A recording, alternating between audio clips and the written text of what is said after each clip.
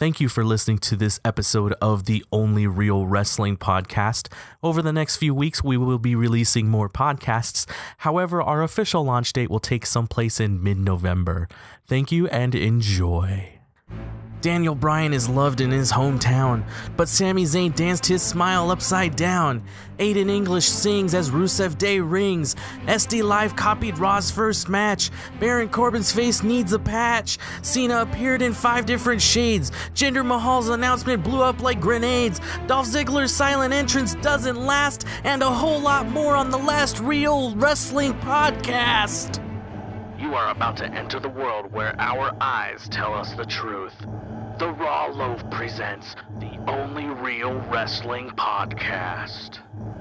If you have ever wondered what the definition of love is, all you need to do is watch SmackDown from this week, because that crowd from the home state of Washington, Daniel Bryan, received more love from that crowd than anybody I think ever has. And he came out to talk about the show that night when he was abruptly interrupted by that dingbat Sami Zayn. He came out dancing like he was all happy and good and that we're supposed to be happy he's there, but no!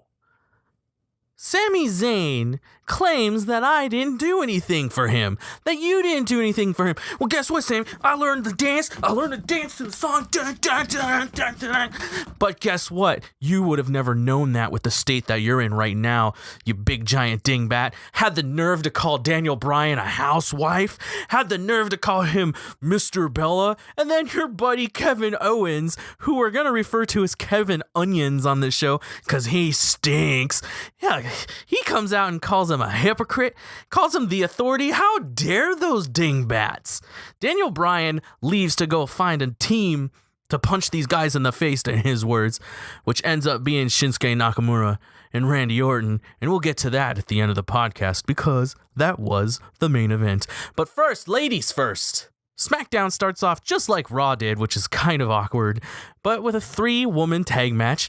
Natalya, the champion, and then there was Lana and Tamina were her partners, taking on Charlotte, Becky Lynch, and Naomi. And the champions won. Well, they've all been former champions, I should say. And then Carmella was ringside.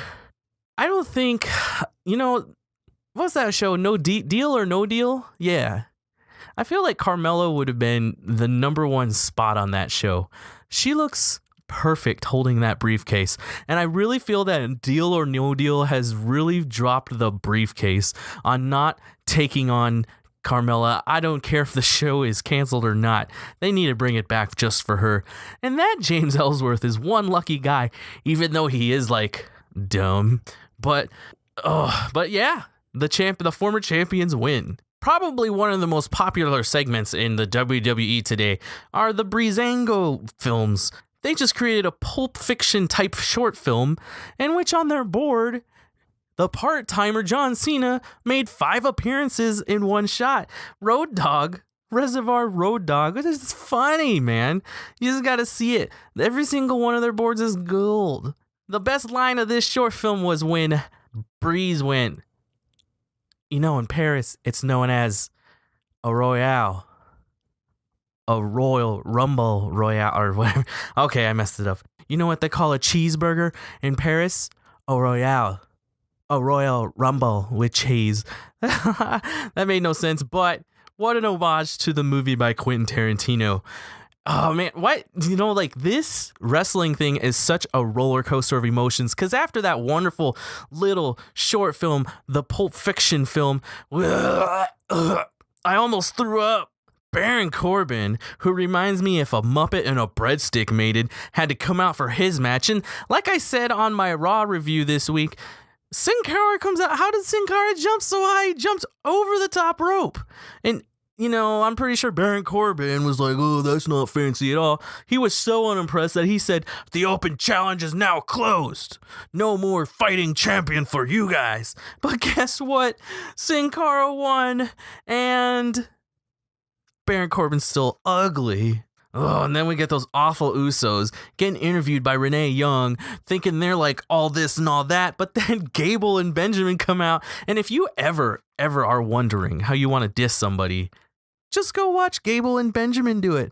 Oh, I've never seen so much buttering up for the biggest, like, what do you call that when you put your hand out for a handshake and then you whip it over your head? I don't know, but that was pretty much perfect. The announced team for this show was Michael Cole, Corey Graves, and Byron Saxton, which is kind of weird because Michael Cole is not on SmackDown. But he says he's there because Tom Phillips is on assignment, and I'm super excited to see what kind of reporting Tom Phillips is doing next week.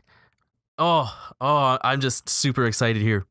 And then, like I said, again, now my excitement's coming down because Jinder Mahal came out. Ugh. If you're ever wondering if a man's nose can be as big as his ego, all you need to do is look at Jinder Mahal's face. But he came out and shocked all of us when he said a little boy pretty much convinced him to challenge Brock Lesnar. Lesnar is supposed to respond to this challenge on Monday. We'll see what he does. But until then, AJ Styles comes out and says, we're not in your country, are we? Because they don't respect him here like they do in India.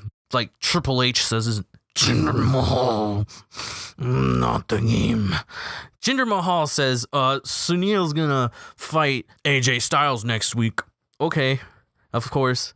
But surprisingly, he was a man about it. But we're sitting here and this is supposed to be a family-friendly show, and then they cut to some guy in the crowd who has a sign that says glorious, and then there's like a black circle right under the word glorious, and I'm thinking to myself, am I supposed to know what that means? But Dolph Ziggler comes out after Bobby Roode, of course, and he's wearing pink underwear, and his lame little my music's gonna stop after it starts. It's like, come on, stop trying to be R-Truth. I know you're not as good as R-Truth wherever he is at. But of course, again, Ziggler had to cheat to win. And then he plays his music. You can't have two different styles of music, young man. How dare you try to pull a fast one on us? We're not that dumb. It's speaking of music, Aiden English is walking around in the back singing, which sounds like a cat with diarrhea trying to play a saxophone. But then the New Day comes out and they're having a good old time. It's the New Day. And then Rusev has to come out. And then Xavier Woods surprisingly played Rusev's theme song on his trombone. And then Rusev, of course, says Rusev Day is not a joke. Even told Aiden English to stop singing the Rusev Day song. You never think you'd like a bad guy, but sometimes they do things that make you like them. And there we are at the main event. Shinsuke Nakamura and Randy Orton taking on Kevin Onions and Sami Zayn. And what a battle between good and evil.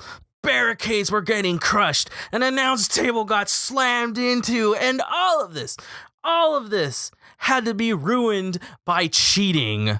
Kevin Onions had to distract the referee.